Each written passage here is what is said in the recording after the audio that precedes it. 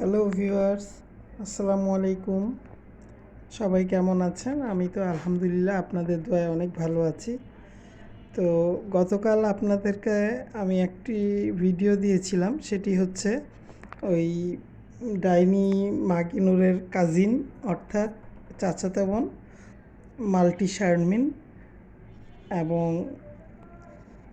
আজকে আমি আরেকজনকে কিছু কথা বলবো, সে হচ্ছে ডাইনি মাগিনুর তিশা। ঠিক আছে? তো ঠিক আছে ভিউয়ার্স, চলুন আমরা মূল বক্তব্যে চলে যাই।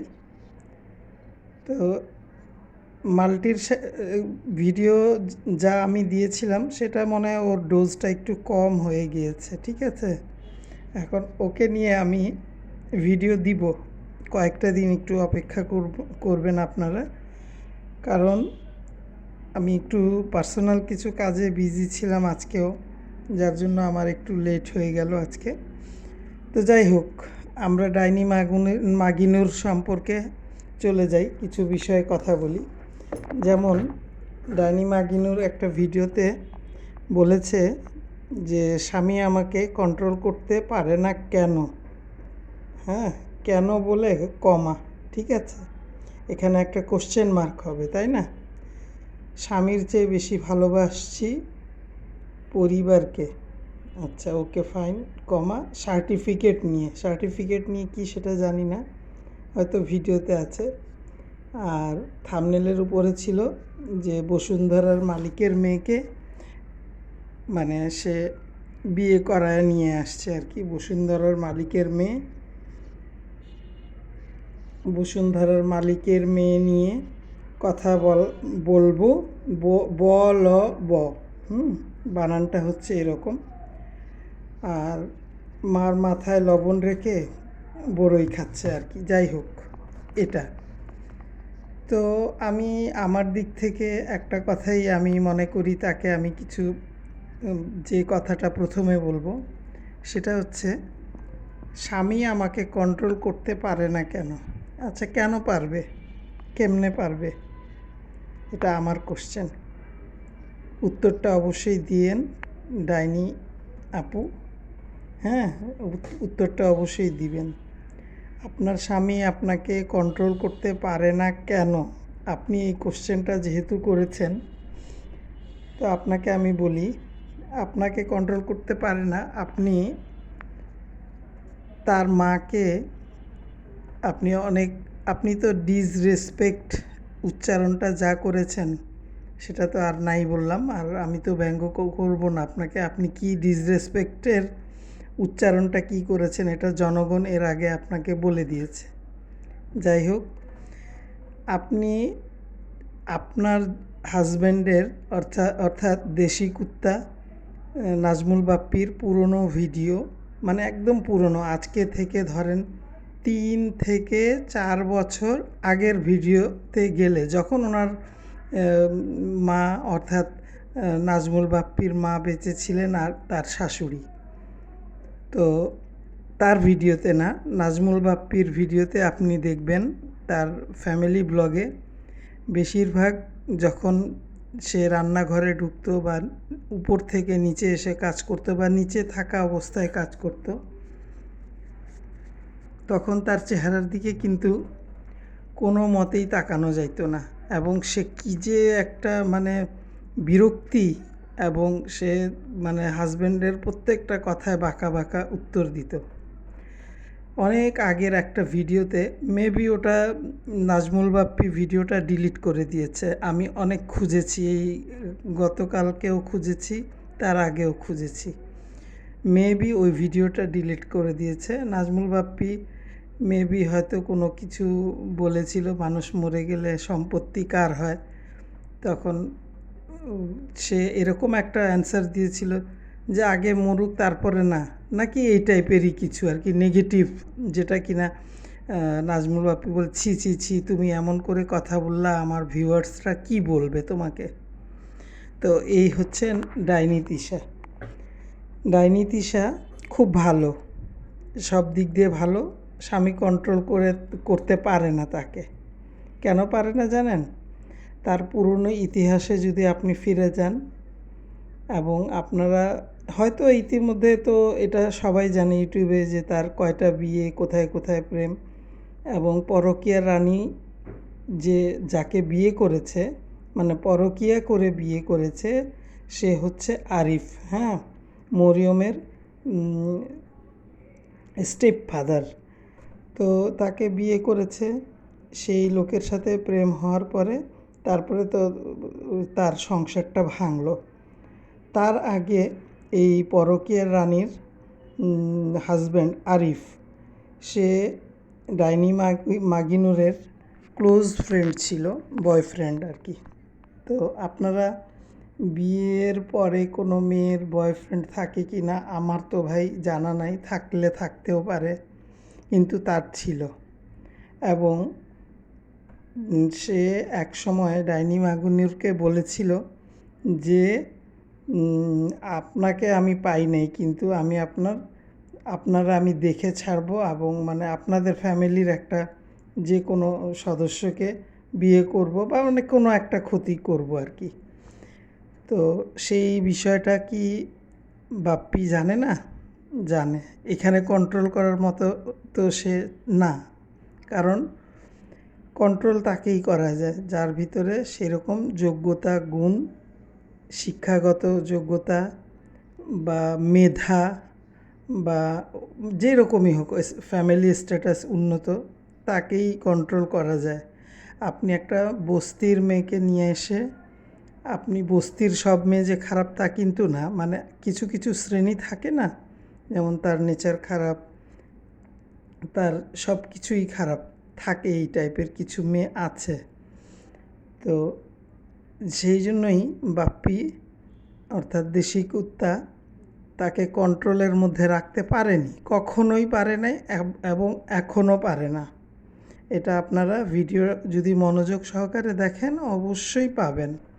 আচ্ছা, সেকেন্ড কথা বলি, সেটা হচ্ছে পরকীয়া রানীর ছোটো বোন অর্থাৎ মেকআপ ভুতুড়ি মিম, মিমের ফার্স্ট হাজব্যান্ড অর্থাৎ আবদিয়ার বাবা, যে এই যে বাবুর সাথে বিয়ে হওয়ার আগে যে যার সাথে আগে বিয়ে হয়েছিল, ওই সে, তার নামটা কি যেন এই মুহূর্তে তো আমার নাম মনে পড়ছে না, যাই হোক আবদিয়ার বাবা, হ্যাঁ, সে তাকে বিয়ে দিয়েছিল তার বোনকে, পড়ালেখা বন্ধ করায় দিয়ে সে তাকে বিয়ে দিয়েছে, ঠিক আছে।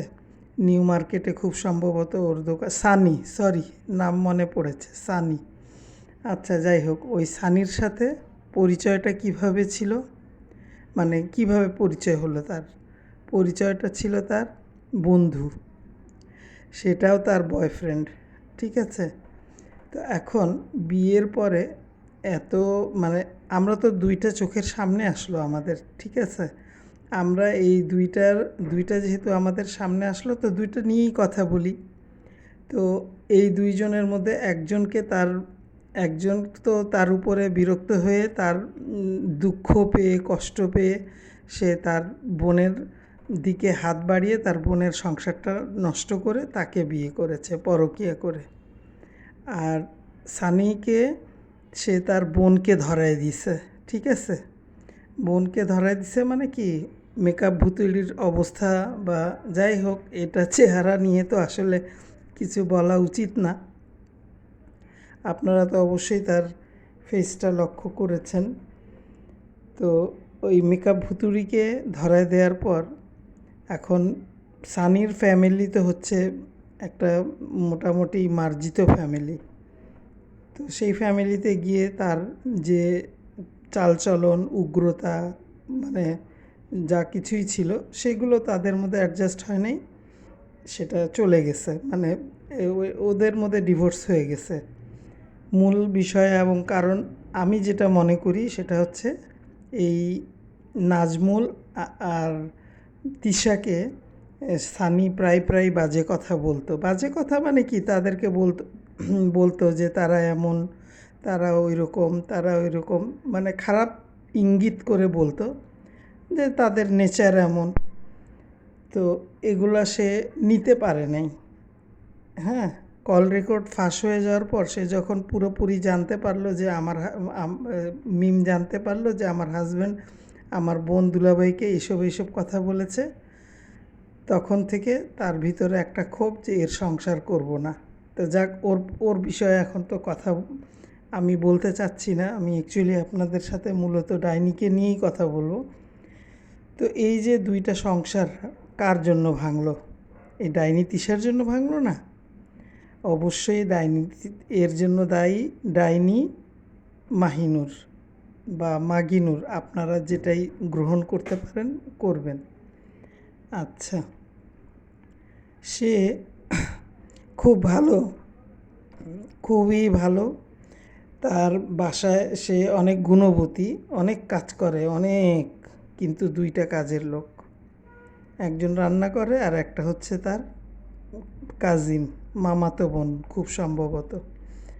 তো সে তার ভিডিওতে না আমরা যাই দেখছি, কিন্তু নাজমুল বাপ্পি যখন ব্লগ করতো তার ব্লগে সে নাজমুল বাপ্পিকে যে কিভাবে কথা বলতো, কিভাবে আচরণ দেখাইতো, সেটা অলরেডি আমরা মানে কেউ দেখছে কি না আমি জানি না, আমি কিন্তু ওটা দেখেছি। তার আচরণ একেবারেই একটা স্টুপিড মহিলা। একটা স্টুপিড মহিলারা যেভাবে কথা বলে রাস্তাঘাটে, চিল্লাচিল্লি হইচই, ওয়ার্ড জানে না ঠিক মতো ইউজ করতে, কাকে কি বলতে হবে এগুলো জানে না। তো এই জন্যই তার স্বামীর কন্ট্রোলের বাহিরে সে, আর ওকে কন্ট্রোল করবে কি? ও তো পুরা বাংলাদেশ কন্ট্রোল করে, তাই না? তো সে সেটাই ভাবছে যে আমি খুকিকে কন্ট্রোলে রাখবো এবং আমার পুরো পরিবার আমার কথায় উঠবে আর বসবে। হচ্ছেও তাই। এত বড় ঘটনার পিছনে মূল কারণ কিন্তু এই ডাইনি তিশা। সে বড় হিসাবে কিন্তু সে চাইতে পারতো যে ঠিক আছে, তোমরা কেউ ভিডিও আর করবা না খুকিকে নিয়ে, খুকি নিজেই যখন চুপ হয়ে যাবে পরে আমরা একসময় এটা একটা সমাধানে আসব। কিন্তু সেটা হয়নি। সেটা না হওয়ার পিছনে অনেকগুলো কারণও আছে। তো এখন ধরেন যে সে আসে যখন তার মায়ের বাসায়, তার আরও 2 বোনকে নিয়ে আসলে পরে একটা বিশাল একটা, দেখতেই তো পারেন আপনারা ভিডিওতে, হইচই, মানে উশৃঙ্খলতা, যেটা মানে একটা আছে না সভ্য ফ্যামিলি, মার্জিত ফ্যামিলি, সেরকম কোনো কিছুই তো নাই। আর খুকি তাদের কিন্তু, আমি আবারও আপনাদের আজকের ভিডিওতেও বলি, খুকি আমার কেউ হয় না, খুকি আমার কোনো রিলেটিভও না, আত্মীয় না, কিচ্ছু না। আমি কিন্তু ভিডিও দেখে যা আন্দাজ করতে পেরেছি, রিয়েলাইজ করেছি, সেটাই আপনাদের সাথে শেয়ার করছি। খুকি কিন্তু তাদেরকে যান জীবন দিয়ে আপ্রাণ চেষ্টা করে তাদেরকে আনন্দ দেওয়ারও চেষ্টা করতো, তাদের সেবা যত্ন করতো, তাদের খাওয়া দাওয়ার খেয়াল করতো। তার ডাইনি তিশার হাজব্যান্ড সকালবেলা চা খাবে, খুকি সেই ব্যবস্থাও করে রাখতো এবং সেভাবে তাকে সে সমাদরও করতো। কি করে পারে মানুষ এগুলো ভুলে যেতে? তুই না, ডাইনি তিশা, একটা কথা শোনো। তুমি তোমার ভাইয়ের বুকে এত পিছনে যে তার মাথায় কাঁঠাল ভাঙে তুমি খাচ্ছ, সেটা কি ঠিক? তার 3টা বাচ্চা, তাদের লাইফ তুমি চিন্তা করো না? এবং তোমাদের ফ্যামিলিতে যখন জিনিসটা একটু হালকা ঠান্ডা হয়ে আসতেছিল, তখন তুমি কাকে লেলায় দিছো? মাল্টি নোংরা শারমিনকে। তুমি একসময় শারমিনকে অনেক খারাপ কথা বলেছো। আমার কিন্তু সেই ভিডিওগুলোও দেখা। এখন আমি হয়তো লাইন বাই লাইন বলতে পারবো না, বাট আমি ওগুলো দেখেছি, তাই সেই থেকে আমি আমার মেমোরিতে যতটুকু এই মুহূর্তে মনে পড়ছে, যেহেতু আমি সরাসরি কথা বলি, আমার লিখে রাখার কোনো কিছু প্রয়োজন নেই, আমি অনেক দিন ধরে সবারই ভিডিও দেখি। তো এখন চাচি ভালো, এই চাচিকেও কিন্তু সে অনেক অসম্মান করছে। আপনারা ব্যাকের ভিডিওতে গিয়ে দেখতে পারবেন মিমের কাবিনের ভিডিওর সময়, সরি বিয়ের সময়ের। তো তুমি এখন এত ভদ্র, এত ভালো, আচ্ছা আল্লাহর ওয়াস্তে একটু থামো, রুকো যারা, এত হিন্দি বলো আর ইউ নন বেঙ্গলি, এত হিন্দি বলো, রুকো যারা, একটু রুকো, রুকলে দেখো তোমার ভাই বউটা যদি কোনো ভুল করেও থাকে সে ঠিক হয়ে যাবে। কারণ একটা মানুষকে কিন্তু এত বেশি করতে হয় না, আবার সাথে আরেক নোংরাকে তুমি ইনভলভ করে ফেলছো, যে কিনা একদম মানে এতই নিম্ন যে কি বলবো। সে যে সেকেন্ড বিয়ে করছিল ওখানে গিয়েও সে বেয়াদবি করছে অনেক ধরনের। তো এখন কথা হচ্ছে কি, ননদের কাছে ভালো কেন ভালো জানেন? ননদ দূরে আছে বলে। আজকে ননদ যদি সাথে থাকতো কখনোই এই রিলেশন ঠিক থাকার কথা না। কারণ সে তো কী টাইপের এটা তো তার হাজব্যান্ড খুব ভালো জানে। তার মেয়ের বিয়ে নিয়ে বিয়ের পরপরই আরেকজনের বিয়ে হয়েছিল তাদের এলাকার। সে ওইখানে সেই মেয়ের শ্বশুরবাড়ির প্রশংসা করেছিল অনেক ভিডিওতে, অনেকেই যারা রোস্টার ভাই বা বোন আছেন। এই কথার কারণে কেন ওই ভিডিও মানে পাপিয়া নামের যে মেয়েটা ভিডিও করে তার সাথে সে অনেক দিন কথা বলে নাই, যে কারণ ওই মেয়েটার বিয়ের ভিডিও দেখে সবাই বলছে ছি ছি তানজিলার বিয়ে কোন জায়গায় দিলা, আর এই মেয়েটার বিয়েটা কত ভালো জায়গায় হয়েছে, তাই না? তো এখন অনেক কথাই মানে চলে আসে। এখন মানুষ কয়টা বলবে? বসুন্ধরা সিটির মালিকের মেয়ে বা মালিক এগুলা কি সাজে হইল একটা কিছু? হ্যাঁ, মানলাম ফকিরেরই মেয়ে, মানুষ তো, তোমরা তো ওকে মানুষই মনে করতেছো না। তোমার ছোট বোন ওকে জুতা নিয়ে যখন মারতে যাচ্ছিল, এটা তুমি যখন শুনতে পারছো, তুমি ছোট বোনকে বলো নাই কেন এত বড় অন্যায় তুই কেন করতে গেছিস? ও যদি কিছু বলেও থাকে সেটার বিচার আমরা পরে করতাম, তুমি কেন গেলা? তুমি ছোট হয়ে তাকে মারতে গেলা কেন? এর আগেও নাকি মেকআপ ভুতুড়ি তাকে মারতে গিয়েছিল। সো আমি ডাইনি তিশাকে একটাই কথা বলতে চাই, তিশা শোনো, তুমি নিজেকে যা জাহির করো তুমি কিন্তু আসলে তা না। তুমি হলো মুখোশধারী এবং মুখোশ পরে থাকো। তুমি মানে ভিডিওর যতটুকু সময় অ্যাক্টিং দরকার, যেমন মাল্টি নোংরার, ঠিক অতটুকু সময় তুমি অ্যাক্টিং করো। প্লিজ এগুলা ছেড়ে দাও, একটা মেয়েকে বাঁচতে দাও। এবং সে যে তোমার বাবা মার কাছেই যাবে, সে যে নিজের বাসায় যাবে, সেই জিনিসটাও তুমি কেড়ে নিতে চাচ্ছ, এটা কি ঠিক? এটা ঠিক কি না? তোমার শ্বশুরবাড়িতে তোমাকে যদি তোমার ননদ আসে ভাগ চায় এখন, আর বলে যে আমার অংশ আমাকে বুঝাই দাও, তোমারটা তুমি নিয়ে থাকো, তখন তোমার কেমন লাগবে? এত কষ্ট করে মেয়েটা ইউটিউবিং করে শ্বশুর শাশুড়ির সাথে মিল দিয়ে থেকে আসছে। হয়তো ঝগড়া তো অবশ্যই টুকটাক সবার মধ্যেই হয়, তাই না? কার মধ্যে হয় না? সবার মধ্যেই হয়। তো তুমি স্টপ হও। আমার একটা ছোট্ট কথা, তুমি তো নিজেই তোমার পাস্ট নিয়ে যা তোমার আমরা জানি, তুমি কি আরও নতুন করে শুনতে চাও? আর আরেকটা কথা বলি, তোমার পার্সোনাল বিষয়, তোমার মেয়ে তানু মণ্ডলের বিষয়, এইসব বিষয়ে কথা বলার জন্য, মুখ খোলার জন্য খুকিকে আর তুমি করো না, খোঁচাখুচি করো না।